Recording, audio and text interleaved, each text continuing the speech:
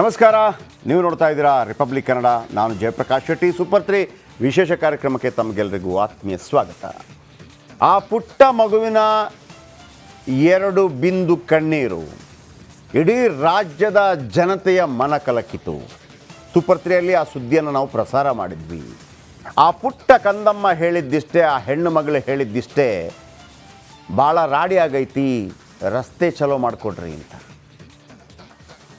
ಅದು ಯಾವ ರೀತಿ ಸಂಚಲನ ಉಂಟು ಮಾಡ್ತು ಅಂತಂದರೆ, ರಿಪಬ್ಲಿಕ್ ಕನ್ನಡದ ಈ ಸುದ್ದಿಯನ್ನು ಪ್ರತಿಯೊಬ್ಬರು ಕೂಡ ಶೇರ್ ಮಾಡಿದರು. ಈಗ ತಾಮುಂದು ಅಂಥೇಳಿ ರಿಪೇರಿ ಮಾಡೋದಕ್ಕೆ, ರಸ್ತೆ ರಿಪೇರಿ ಮಾಡೋದಕ್ಕೆ, ಆ ಮಕ್ಕಳಿಗೆ ಶೂ ಕೊಡೋದಕ್ಕೆ, ಆ ಮಕ್ಕಳಿಗೆ ಏನು ಬೇಕು ಕೊಡ್ತೀವಿ ಅಂತ ಕೇಳುವಂಥ ತುಂಬ ಜನ ಬಂದಿದ್ದಾರೆ. ಬನ್ನಿ, ಇದು ಈ ಕ್ಷಣದ ಬ್ರೇಕಿಂಗ್ ನ್ಯೂಸ್. ಆ ಮಗುವಿನ ಕಣ್ಣೀರಿಗೆ ಜಿಲ್ಲಾಡಳಿತವೇ ಶೇಕ್ ಆಗೋಯ್ತು. ಶೇಕ್ ಎದನೋ ಬಿದನೋ ಅಂತ ಓಡೋಡಿ ಬಂದರು ಆಫೀಸರ್ಸ್. ಒಂದು ಪುಟ್ಟ ಹೆಣ್ಣು ಮಗಳು, ನಾನು ಪದೇ ಹೇಳ್ತಾ ಇರ್ತೀನಿ, ಬಾಲಕಿಯರ ಮೇಲುಗೈ. ಎಲ್ಲೋಗ್ತಾರೆ ಈ ಬಾಲಕಿಯರು? SLC ಪರೀಕ್ಷೆ ಬಾಲಕಿಯರ ಮೇಲುಗೈ, PUC ಪರೀಕ್ಷೆ ಬಾಲಕಿಯರ ಮೇಲೆ ಎಲ್ಲೋಗ್ತಾರೆ? ಮದುವೆ ನಂತರ ಯಾಕೆ ನಿಂತೋಗ್ಬಿಡ್ತದೆ ಅದು? ಸಮ್ಟೈಮ್ಸ್ ಕೆಲವು ಹೆಣ್ಣು ಮಕ್ಕಳು ಹೇಳ್ತಾರೆ, ಮದುವೆ ಅಷ್ಟು ಆಗಿದ್ರೆ ಅನಿವಾರ್ಯನಾ ಅಂತೇಳಿ. ಎಲ್ಲೋಗ್ತವೆ? ಅದೇ ಆ ಪುಟ್ಟ ಹೆಣ್ಣು ಮಗು ಕೇಳುತ್ತೆ, ರಸ್ತೆ ರಾಡಿ ಆಗೈತೆ, ರಸ್ತೆ ಮಾಡಿಕೊಡಿ, ನಡೆಯೋಕ್ಕಾಗ್ತಾ ಇಲ್ಲ ಅಂತೇಳಿ. ಆ ಸುದ್ದಿಯನ್ನು ಪ್ರಸಾರ ಮಾಡಿದ್ವಿ ನೋಡಿ. ಯಾರೆಲ್ಲ ಬಂದರು, ಏನೆಲ್ಲ ಆಗ್ತಾಯಿದೆ ಹಾಗಂತ ಅಧಿಕಾರಿಗಳು ಬಂದ ತಕ್ಷಣ ಕೆಲಸ ಆಯಿತು ಅಂತೇಳಿ ನಾವೇನು ತಿಳ್ಕೊತಾ ಇಲ್ಲ. ಆದರೆ ಪ್ರತಿಯೊಬ್ಬರಿಗೂ ಹೇಳಿದ್ವಿ, BJP ಅವ್ರಿಗೆ ಹೇಳಿದ್ವಿ, ಕಾಂಗ್ರೆಸ್, ನೀವು ಮಾಡ್ತಾ ಇರೋದಾದ್ರೂ ಏನು, ಯಾರ ಬಗ್ಗೆ ನೀವು ಕೆಲಸ ಮಾಡಬೇಕು? ರಾಣಿ ಚೆನ್ನಮ್ಮ, ರಾಯಣ್ಣ ಓಡಾಡಿದ ಜಾಗ ಇವತ್ತು ನಾವು ಆ ಸುದ್ದಿ ಮಾಡಿದ್ವಿ. ಬನ್ನಿ, ಆ ಸುದ್ದಿಯನ್ನು ನಿಮ್ಗೆ ತೋರಿಸ್ತೀನಿ. ಅದಾದ ನಂತರ ಏನಾಯಿತು ಎಲ್ಲ ಬಂತು ಸರ್. ನಾನು ಅವತ್ತಿನಿಂದ ಹೇಳ್ತಾ ಇದ್ದೀನಿ, ಬಡವರ ಪಾಲಿನ ಕಾಮಧೇನು ನಾವಾಗಿರಬೇಕು. ಬಡವರ ಒಂದು ಸಣ್ಣ ವಾಯ್ಸ್ ಇದೆಯಲ್ಲ, ಅದಕ್ಕೆ ದೊಡ್ಡ ಸೌಂಡ್ ಬಾಕ್ಸ್ ನಾವಾಗಿರಬೇಕು, ಸ್ಪೀಕರ್ ನಾವಾಗಿರಬೇಕು. ಆ ಪಿಸುದನಿಯಲ್ಲಿ ಹೇಳ್ತಾವಲ್ವ, ಅದನ್ನು ಇಡೀ ಜಗತ್ತಿಗೆ ಕೇಳಿಸುವಂಗೆ ಮಾಡೋದು ನಮ್ಮ ಜವಾಬ್ದಾರಿ. ನೋಡಿ, ಆ ಮಗು ಹೇಳುತ್ತೆ, ಮತ್ತೊಮ್ಮೆ ಕೇಳಿಸ್ಕೊಳ್ಳಿ. ಯಾಕಪ್ಪಿ ಅಳಾತಿ ಯಾಕ ಹೇಳಪ್ಪಿ? ಭಾಳ ಆಗೈತಿ, ರಸ್ತೆ ಮಾಡಿಕೊಡ್ರಿ, ಇಷ್ಟೇ ಆ ಮಗು ಹೇಳಿದ್ದು. 2 ತೊಟ್ಟು ಕಣ್ಣೀರು. ಏನಾಗ್ಬಿಡ್ತು ಗೊತ್ತಾ? ಆಫೀಸರ್ಸ್ಗಳ ಪ್ರವಾಹ ಬಂದ್ಬಿಡ್ತು. ಬನ್ನಿ ಈ ಸ್ಟೋರಿ ನೋಡೋಣ.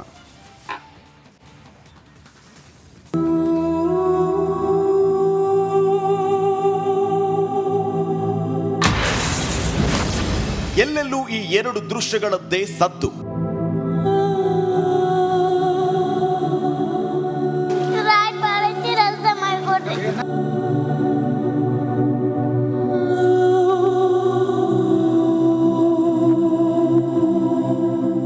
ಆ ಪುಟ್ಟ ಮಗು ಏನು ಭಾಳ ರಾಡಿ ಆಗೈತಿ, ರಸ್ತೆ ಮಾಡಿಕೊಡಿ ಅಂತಲ್ಲ, ರಸ್ತೆ ಭಾಳ ಚಲೋ ಐತಿ ಅಂತ ಹೇಳೋ ತನಕ ನಾವು ಬಿಡಲ್ಲ.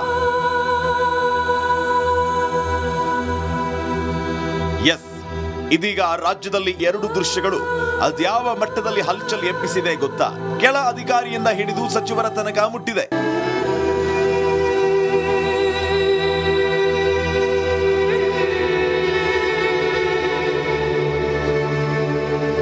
ಬೆಳಗಾವಿಯ ಖಾನಾಪುರದ ಸುರಪುರ ಕೆರೆವಾಡ ಹೊರವಲಯದ ಆಂಜನೇಯ ನಗರದ ಮಕ್ಕಳು ಕೆಸರಿನಲ್ಲೇ ಹೋಗಬೇಕಾಗಿತ್ತು. ಈ ಬಗ್ಗೆ ಆಗಸ್ಟ್ 10ನೇ ತಾರೀಕು ನಾವು ವರದಿ ಮಾಡಿದ್ವಿ. ನೆಕ್ಸ್ಟ್ CM ಆಗುವಂಥ ಸತೀಶ್ ಜಾರಕಿಹೊಳಿ ಅವರೇ, ನೀವು ಉಸ್ತುವಾರಿ ಸಚಿವರು, ನಿಮ್ಮ ಮಗಳನ್ನು ಗೆಲ್ಸ್ಕೊಂಡ್ಬಂದ್ರಿ. ಅಲ್ಲೂ ಬೈಕೊಂಡ್ರಿ ನೀವು ಲಕ್ಷ್ಮಣ ಸವದಿಗೆ, ಅಲ್ಲಿ ಸರಿಯಾಗಿ ಓಟ್ ಬಿದ್ದಿಲ್ಲ ಅಂತೇಳಿ. ಇಲ್ಲಿ ನಿಮ್ಗೆ ಓಟ್ ಹಾಕ್ತಾರಾ?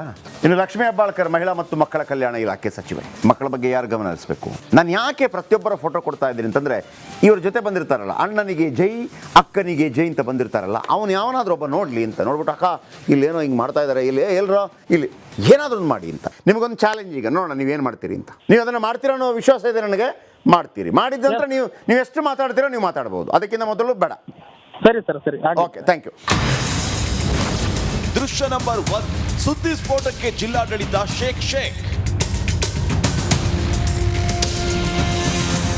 ಎಸ್, ಶಾಲಾ ಮಕ್ಕಳ ಗೋಳಿನ ಸುದ್ದಿ ಪ್ರಸಾರವಾಗ್ತಾ ಇದ್ದಂತೆ ಬೆಳಗಾವಿ ಜಿಲ್ಲಾಡಳಿತ ಫುಲ್ ಅಲರ್ಟ್ ಆಯಿತು. ತಕ್ಷಣವೇ ಖಾನಾಪುರದ ತಾಲೂಕಾ PDO ರೆಡ್ಡೇರ್, ಗ್ರಾಮ ಪಂಚಾಯಿತಿ ಅಧ್ಯಕ್ಷ ಮಲ್ಲಪ್ಪ, EO ವೀರನಗೌಡ, DDPI ಮೋಹನ್, ಶಾಸಕ ವಿಠ್ಠಲ್ ಹಲಗೇಕರ್ ಭೇಟಿ ನೀಡಿ ಪರಿಶೀಲನೆಯನ್ನ ನಡೆಸಿ ತುರ್ತು ಮೀಟಿಂಗ್ ಮಾಡಿದ್ರು. ಸಾಹೇಬ್ರ ಮಿನಿಸ್ಟರ್ ಅದರಿ, ನೀವು ಶಾಸಕರದಿರಿ, ಇಬ್ರು ಕೂಡಿ ಒಂದು ಶಾಶ್ವತ ಪರಿಹಾರ ಕೊಟ್ಟು ಬಿಡಿ. ಮತ್ತೊಂದ್ಸಲ ನಾವು ಬಂದವ್ರಿಗೆ ಓಟ್ ಕೇಳು ಹಂಗ ನಮ್ಗೆ ಅಧಿಕಾರ ಎರಡು ಕುಡ್ಸು ಜವಾಬ್ದಾರಿ ನಮ್ದ್ರಿ. ಜನಕ್ ನ್ಯಾಯ ಸಿಗೋ ಮಾಡೋ ಜವಾಬ್ದಾರಿ ಚಾಲು ಮಾಡ್ತಾರೆ.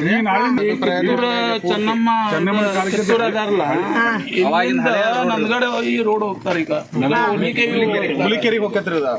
ರೋಡ್ ದೊಡ್ಡ ರೋಡ್ ಅದ, ಆ ರೋಡ್ ಅತಿಕ್ರಮಣ ಅದಾರ ಈಗ ಸದ್ಯ. ಸಚಿವ ಸತೀಶ್ ಜಾರಕಿಹೊಳಿ ಟೀಮ್ ಎಂಟ್ರಿ. ಇನ್ನು ಈ ಸುದ್ದಿ ಪ್ರಸಾರ ಆದ ತಕ್ಷಣವೇ ಸಚಿವ ಸತೀಶ್ ಜಾರಕಿಹೊಳಿ ಟೀಮ್ ಎಂಟ್ರಿ ಕೊಡ್ತು. ಕೆಪಿಸಿಸಿ ಆಯಿಷಾ ಸನಾದಿ ಕೂಡ ಈ ಭೇಟಿ ನೀಡಿದ್ರು. ನೊಂದ ಮಕ್ಕಳ ಜೊತೆ ನಿಂತು ನಿಮ್ಮ ಸಮಸ್ಯೆ ಪರಿಹಾರ ಆಗೋ ತನಕ ನಿಮ್ ಜೊತೆ ನಾವು ಇರ್ತೀವಿ ಅಂತ ತಿಳಿಸಿದ್ರು. ಯಾಕೆ ಅಳತಿದ್ನಿ ನಿನ್ನೆ? ಅದಕ್ಕ ಏನ್ ಮಾಡ್ಬೇಕು? ರಸ್ತೆ ಮಾಡಿದ್ಮೇಲೆ ಶಾಲೆಗೆ ಹೋಗ್ತೀಯ.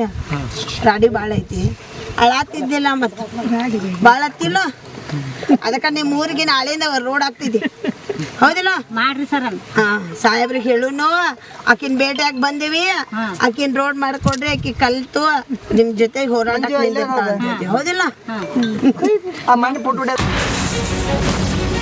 ಟಕಾಟಕ್ ಆಗಿದ್ದೇನು? ರಸ್ತೆ ದುರಸ್ತಿಗಾಗಿ ತಕ್ಷಣವೇ 2 ಲಕ್ಷ ಅನುದಾನ, ಕ್ರಿಯಾಯೋಜನೆ ಸಿದ್ಧಪಡಿಸಿದರೆ ತಕ್ಷಣವೇ 5 ಲಕ್ಷ ಅನುದಾನ, ಶಾಲೆ ನಡೆಸಲು ಬಾಡಿಗೆ ಕಟ್ಟಡ ಕೊಟ್ಟರೆ ನಡೆಸಲು ರೆಡಿ, ತಕ್ಷಣವೇ 2 ಶಿಕ್ಷಕರ ನೇಮಿಸೋ ಭರವಸೆ, ಈ ಕ್ಷಣದಿಂದಲೇ ಗ್ರಾಮದಲ್ಲೇ ಮಕ್ಕಳಿಗೆ ಪಾಠ. ಈ ನಿರ್ಧಾರಗಳು ಆದ್ಮೇಲೆ ರಸ್ತೆಯ ಕೆಲಸ ಆರಂಭ ಆಗೋಕೆ ಶುರುವಾಯಿತು. ಅದನ್ನ ಇದೀಗ ನಾವು ಸೀನ್ ಬೈ ಸೀನ್ ತೋರಿಸ್ತೀವಿ, ನೋಡಿದ್ರೆ ಸೂಪರ್ ಸೂಪರ್ ಅಂತೀರಾ. ದೃಶ್ಯ ನಂಬರ್ 1, ಕೆಸರುಗದ್ದೆಯಲ್ಲಿಯೇ ಇಒ ದೌಡು. ವರದಿ ಪ್ರಸಾರ ಆಗಿ 1 ಡೇ ಆಗ್ತಾ ಇದ್ದಂತೆ ವೀರನಗೌಡ ಬೆಳ್ಳಂಬೆಳಗ್ಗೆ ಸ್ಪಾಟಿಗೆ ದೌಡಾಯಿಸಿದ್ರು. ಕೆಸರಿನಲ್ಲಿ ಓಡಾಡಿ ಪರಿಶೀಲನೆ ನಡೆಸಿದ್ರು.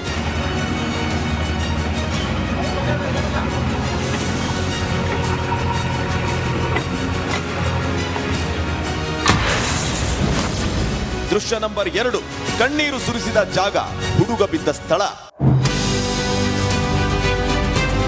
ತಾಲೂಕು ಪಂಚಾಯಿತಿ ಇಒ ಅವರು ಹುಡುಗ ಬಿದ್ದಿರುವ ಹಾಗೂ ಮಗು ಕಣ್ಣೀರು ಹಾಕಿದ ಸ್ಥಳ ಪರಿಶೀಲನೆ ನಡೆಸಿದರು. ಇಲ್ಲಿ ಬರಲಿ.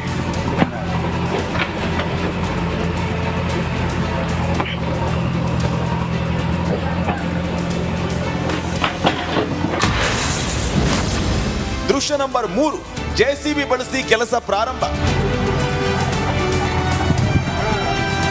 ಜೆಸಿಬಿ ಗರ್ಜನೆ ಶುರುವಾಯಿತು. ಎಲ್ಲವನ್ನು ಕ್ಲೀನ್ ಮಾಡಿ ಪೈಪ್ ಅಳವಡಿಕೆಗೆ ಗುಂಡಿ ತೋಡಲಾಯಿತು.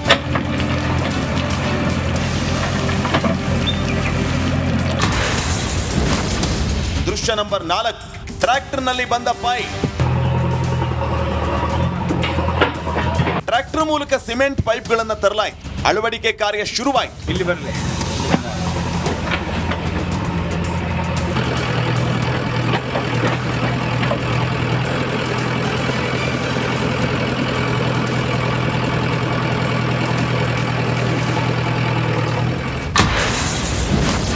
ದೃಶ್ಯ ನಂಬರ್ 5, ತಾತ್ಕಾಲಿಕವಾಗಿ ರಸ್ತೆ ಕೆಲಸ ಶುರು.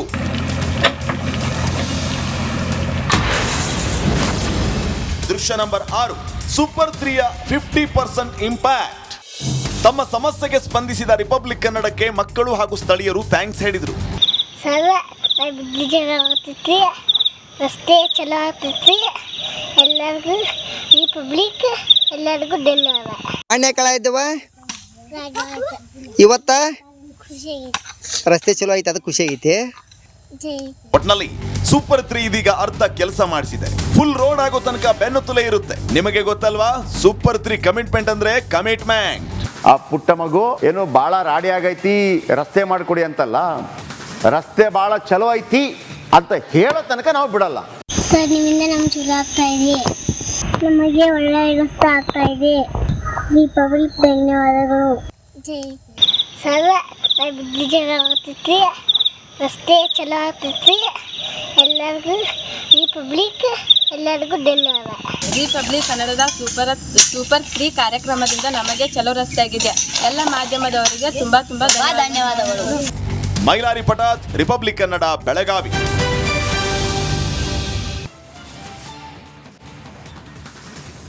ನನಗೆ ಆ ಪುಟ್ಟ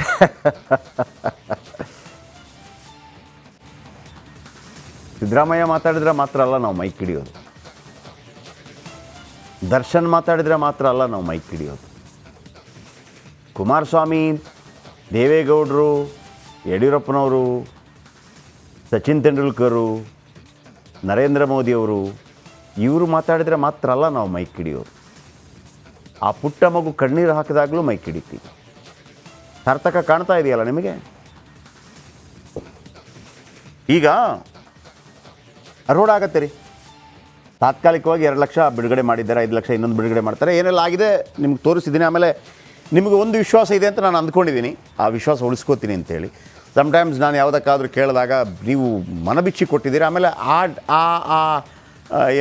ಏನಂತಾರೆ ಅದಕ್ಕೆ ವಿಶ್ವಾಸಾರ್ಹತೆ ನಾನು ಉಳಿಸ್ಕೊಂಡಿದ್ದೀನಿ. ಕಳೆದ ಇಂಥ ಕಾರ್ಯಕ್ರಮಗಳು ಶುರುವಾದಾಗ ನಿಮ್ಮ ಹತ್ರ ಯಾವತ್ತಾದ್ರೂ ಒಂದು ದುಡ್ಡು ಕೇಳಿದರೆ ಮತ್ತೊಂದು ಕೇಳಿದರೆ ಪೈ ಇದು ಕೂಡ ನಾನು ನಿಮಗೆ ಅದರ ಲೆಕ್ಕ ಕೊಟ್ಟಿದ್ದೀನಿ. ಅದು ಈಗಲೂ ಆ ವಿಚಾರದಲ್ಲಿ ಭಾಳ ಕ್ಲಿಯರ್. ನನಗೆ ಜರ್ನಲಿಸಮ್ ಪಾಠ ಮಾಡಿದಂಥವ್ರು ಪ್ರತಿ ಸಲ ಹೇಳ್ತಾ ಇದ್ದದ್ದು ಒಂದು ಮಾತು, ಅಂದರೆ ನಾನು ಮೆಚ್ಚುವಂಥವ್ರು ಹೇಳ್ತಾ ಇದ್ದದ್ದು, ಕ್ರೆಡಿಬಿಲಿಟಿ ಯಾವತ್ತೂ ಹಾಳು ಮಾಡ್ಕೋಬೇಡ ಅಂತೇಳಿ. ಅದನ್ನು ಮೇಂಟೈನ್ ಮಾಡಿದ್ದೀನಿ, ಯಾವತ್ತೂ ಕೂಡ ಅದನ್ನು ಇಟ್ಕೊಂಡಿರ್ತೀನಿ.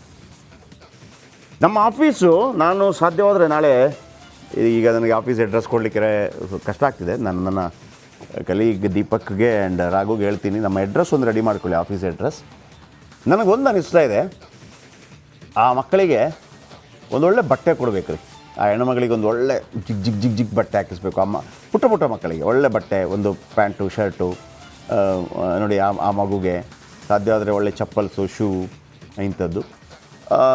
ಅಂಥದ್ದು ಕೊಡುವವರಿದ್ದರೆ ಖಂಡಿತವಾಗ್ಲೂ ನಮ್ಮ ಆಫೀಸನ್ನು ಸಂಪರ್ಕ ಮಾಡ್ಬೋದು, ಆಫೀಸ್ಗೆ ತಂದು ಕೊಡ್ಬೋದು. ಸೆಕೆಂಡ್ ಹ್ಯಾಂಡ್ ಬಟ್ಟೆನ ತಗೊಳ್ಳಲ್ಲ, ಕೊಡೋದಿಲ್ಲ ಬೇರೆಯವ್ರಿಗೆ. ಫ್ರೆಶ್ ಬಟ್ಟೆ ನಿಮ್ಗೆ ಕೊಡಬೇಕು. ಆ ಮಗುಗೆ ಏನಾದರೂ ಒಂದು ಕೊಡಬೇಕು, ಏನೋ ಒಂದು ಹಾರ ಹಾಕಿಸ್ಬೇಕು ಅಂತ ಅನಿಸಿದರೆ ನಿಮಗೆ ನಮ್ಮ ಆಫೀಸ್ಗೆ ತಂದು ಕೊಡ್ಬೋದು. ನಮ್ಮ office Lalbagh road passport office ಇದೆಯಲ್ಲ, ಅದರ ಮುಂಭಾಗದಲ್ಲೇ ಇದೆ ರಿಪಬ್ಲಿಕ್ ಕನ್ನಡ ಕಚೇರಿ. ಅದನ್ನು ನಾನು ತಲುಪಿಸ್ತೀನಿ, ಆ ಮಗುಗೆ ಹಾಕಿಸ್ತೀನಿ ಅದನ್ನು. ಅಂದರೆ ಕೆಲವರಿಗಿರುತ್ತೆ ಸಣ್ಣ ಪುಟ್ಟ ಇದ್ದಾರೆ, ಸಣ್ಣ ಚೂಡಿದಾರು, ಸಣ್ಣ ಒಂದು ಏನೋ ಗೊತ್ತಿಲ್ಲ ನನಗೆ, ಲೇಡೀಸ್ ಡ್ರೆಸ್ಗಳು ಯಾವುದೆಲ್ಲ ಇರುತ್ತೆ ಅಂತೇಳಿ, ಮ್ಯಾಕ್ಸಿ ಗಿಕ್ಸಿ ಈ ಥರ ಎಲ್ಲ ಇರುತ್ತೆ, ಮಿಡಿ ಗಿಡಿ ಥರ ಎಲ್ಲ ಇರುತ್ತೆ ಮಕ್ಕಳಿಗಾಗುವಂಥದ್ದು. ಆಮೇಲೆ ಹುಡುಗರಿಗಾಗುವಂಥದ್ದು ಶರ್ಟು, ಬನಿಯನು, ಚಡ್ಡಿ ಅಥವಾ ಪ್ಯಾಂಟು ಅಥವಾ ಶೂಸು ಅಥವಾ ಚಪ್ಪಲಿ ಅಥವಾ ಮಗುಗೆ ತಲೆಗೆ ಏನಾದರೂ ಇಟ್ಕೊಳ್ಳೋಕ್ಕೆ ಎನಿಥಿಂಗ್.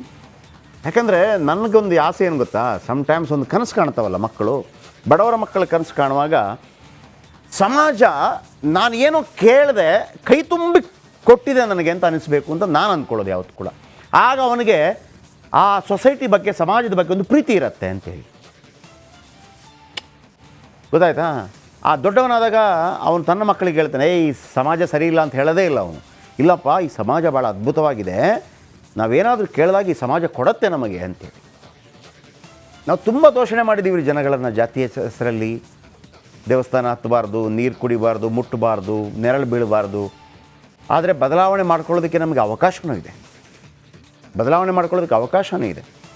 ಹಾಗಂತ ಅದಕ್ಕೆ ತದ್ವಿರುದ್ಧವಾದಂಥ ಘಟನಾವಳಿಗಳು ಕೂಡ ನಡೆದಿದೆ. ಎಲ್ಲದಕ್ಕೂ ಅವಕಾಶ ಕೊಟ್ಟದಂತೂ ನಡೆದಿದೆ. ನೆಗೆಟಿವೇ ಹುಡ್ಕೋದು ಬೇಡ. ನಾವು ಒಂದು ಆಶ್ರಮದಲ್ಲಿ ಯಾರೋ ಒಂದು ಹಸು ಮತ್ತು ಕರುನ ಕಟ್ಟಿ ಹೋಗ್ಬಿಟ್ರಂತೆ. ಒಂದು ಹಸು ಮತ್ತು ಕರುನ ಒಂದು ಆಶ್ರಮದಲ್ಲಿ ಕಟ್ಟಿ ಹೋಗಿದ್ರಂತೆ. ಆಗ ಅಲ್ಲಿ ಶಿಷ್ಯ ಬಂದು ಸ್ವಾಮೀಜಿ ಹತ್ರ ಹೇಳಿದಂತೆ, ಸ್ವಾಮೀಜಿ ಯಾರೊಬ್ಬರು ಹಸು ಮತ್ತು ಕರುನ ಕಟ್ಟಿ ಹೋಗಿದ್ದಾರೆ, ಏನು ಮಾಡೋದು ಈಗ ಅಂತೇಳಿ. ಸ್ವಾಮೀಜಿ ಭಾಳ ಮಂದಸ್ಮಿತರಾಗಿ ಹೇಳಿದ್ರಂತೆ, ಒಳ್ಳೆದಲ್ವಾ, ಹಾಲು ಕರ್ಕೊಂಬಿಡ್ಬೋದು ನಮಗೆ ಡೈಲಿ ಅಂತಂದ್ರಂತೆ. ಅಂದರೆ ಪಾಸಿಟಿವ್ ಆ್ಯಟಿಟ್ಯೂಡ್. ಈಗ 2 ತಿಂಗಳು ಕಳೆದ ನಂತರ ಆ ಹಸುನ ಮತ್ತು ಕರುನ ಕಟ್ಟಿದವರು ವಾಪಸ್ ತಗೊಂಡೋದ್ರಂತೆ. ಈಗ ಅವನು ಬಂದು ವಾಪಸ್ ಸ್ವಾಮೀಜಿ ಹತ್ರ ಹೇಳಿದಾನೆ, ಸ್ವಾಮೀಜಿ ಯಾವತ್ತಂದ್ರೆ ಹಾಲು ಬಂದಿದ್ದು ಒಳ್ಳೆದಾಯಿತು, ಹಾಲು ಕರ್ಕೋಬೋದು ಅಂತೇಳಿ ಇವತ್ತು ವಾಪಸ್ ತಗೊಂಡೋಗ್ಬಿಟ್ಟಿದ್ದಾರೆ, ಈಗ ಏನು ಹೇಳ್ತೀರಿ ಅಂತೇಳಿ. ಒಳ್ಳೆದಾಯ್ತು ಬಿಡೋ ಅಂತಂದ್ರಂತೆ. ಆಗಲೂ ಕೂಡ ಯಾಕೆ ಒಳ್ಳೆದಾಯಿತು, ಸಗಣಿ ಭಾಷೆ ತಪ್ಪತಲ್ಲೇನೋ ಅಂತಂದ್ರಂತೆ ಅವರು. ಅಂದರೆ ನೀವು ಪ್ರತಿಯೊಂದರಲ್ಲೂ ಕೂಡ ಧನಾತ್ಮಕವಾಗಿ ಆಲೋಚನೆ ಮಾಡಿದರೆ ಅದು ಧನಾತ್ಮಕವಾಗಿ ಇರುತ್ತೆ. ಯಾಕೆ ನಾನು ಹೇಳಿದಂದರೆ ಇವರಿಗೆ ಶೋಷಣೆ ಆಗಿದೆ ಮತ್ತು ಆಗಿದೆ, ಈ ಹಿಂದೆ ಕೂಡ ಆಗಿದೆ. ಅದನ್ನೇ ನೀವು ಜಜ್ಜಾಡ್ತಾ ಏನು ಮಾಡೋದು? ಅದಕ್ಕಿಂತ ಮುಂದಕ್ಕೆ ಬರೋಣ, ಆ ಝೋನಿಂದ ಹೊರಗೆ ಬರೋಣ, ಅವಕಾಶ ಇದೆಯಲ್ಲ, ಸ್ಕೈ ಇಸ್ ದ ಲಿಮಿಟ್ ಅಲ್ವಾ? ಅದಕ್ಕೆ ಹೇಳ್ತಾ ಇದ್ದೀನಿ, ಈ ಮಕ್ಕಳಿಗೆ ಏನಾದರೂ ಕೊಡಬೇಕು ಅಂತ ಅನಿಸಿದರೆ no money I will not take, ನಾನು ತಗೊಳ್ಳೋದೇ ಇಲ್ಲ. ಯಾಕಂದರೆ ಈ ಹಿಂದೆ ಒಂದು 25 ಮಕ್ಕಳಿಗೆ ಸೈಕಲ್ ಕೊಡಿಸಿದ್ದು ನನಗೆ ಅನಿಸ್ತು. ಕೆಲವರು ಕೇಳಿದ್ರಲ್ಲಿ ಬೇಡ ಪುಟ್ಟ ಮಕ್ಕಳು ಅಂತೇಳಿ, ಅವರಿಗೆ ಒಂದು ಬಟ್ಟೆ ಗಿಟ್ಟೆ ಏನಾದರೂ ಕೊಡಿದ್ರೆ ಕೊಡಿ, ನಾನು ಖಂಡಿತವಾಗ್ಲೂ ತಲುಪಿಸ್ತೀನಿ. ಓಕೆ.